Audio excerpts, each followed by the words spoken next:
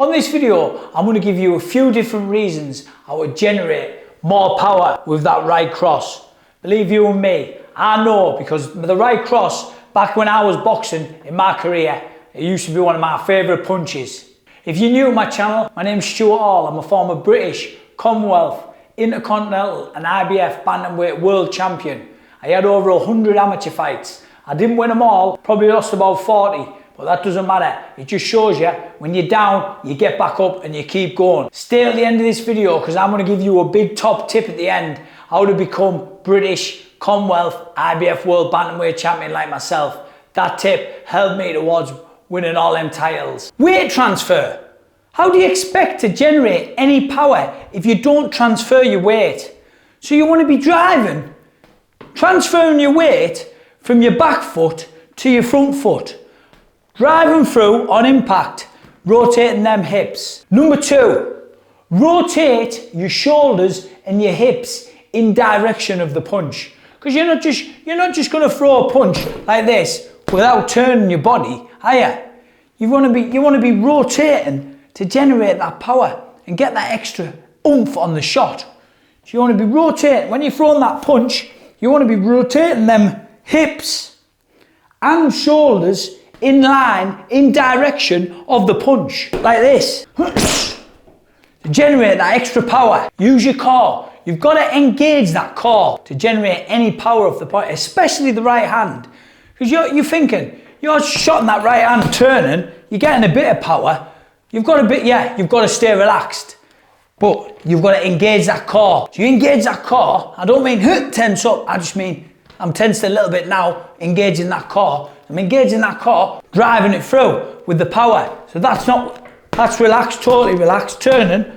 And then this is with the core. It helps stability, turning through and generates that power. When you're throwing the shot, when you're throwing that right hand, I see a lot of kids, I train a lot of kids. I see a lot of kids now, when they're throwing that right hand, they're leaning through on this left foot and they're doing everything right. They're turning through with the hips, the shoulders, they're engaging the core, but then they're doing this. They're lifting that back foot off, like that, and they're leaning through. You don't want to be doing that. You need full-on foot stability. When you're driving through, when you've got that stability in that foot, you're driving through, you're going to get that, you're going to generate that power. Because it's like I say to the kids, stuck in the mud, but you're there. You're not lifting that foot up.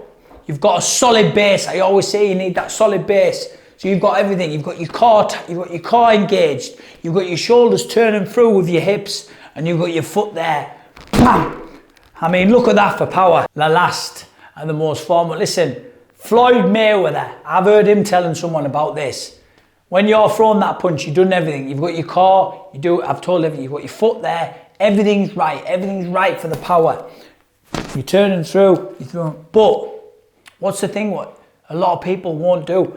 Right at the end, you've got to snap.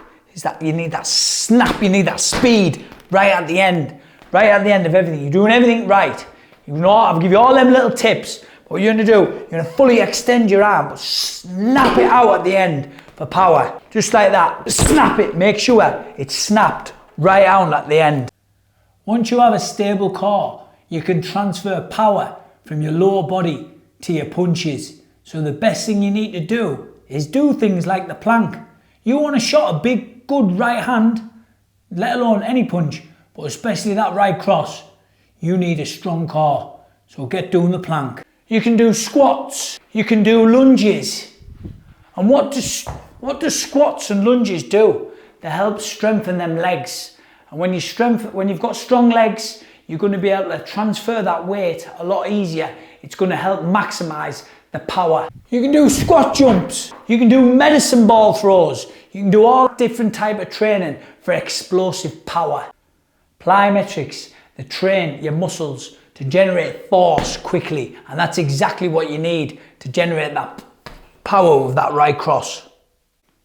Don't forget, a little kettlebell like this, you can gain strength off it. It's not even that heavy. You can do biceps with it. What's biceps going to do? Biceps are going to make your arms a lot stronger to generate that power for the right hand. You can use the same thing to do your shoulders. Other arm, other shoulder. Once you build that up, it's like compounding. You can do 20 minutes a day on that. With the tips I've give you, 20 minutes a day on that, with the tips I've give you for that right cross, you're just gonna have the best right cross in the business. I promise you, on this video I was gonna give you the tip, what made me become British, Commonwealth, Intercontinental, and top of the shop, IBF, world champion. Yes, you got it right. I was a world champion. 2 tins of beans. I think this is what's given me that extra power for the right hand. I was 12 years old. I went to one of my friends' dads for training. His name, it was Lloyd Crichton. He had me doing this, a 12-year-old, right? Just small circles, and I was laughing at him. He said, you won't be laughing when you keep going. 12-year-old, I was in agony. After a good few of these, trust me, he had us going back, then big circles, then bigger circles, then smaller circles. But I tell you what, I put these tins of beans down to me, end up being a champion.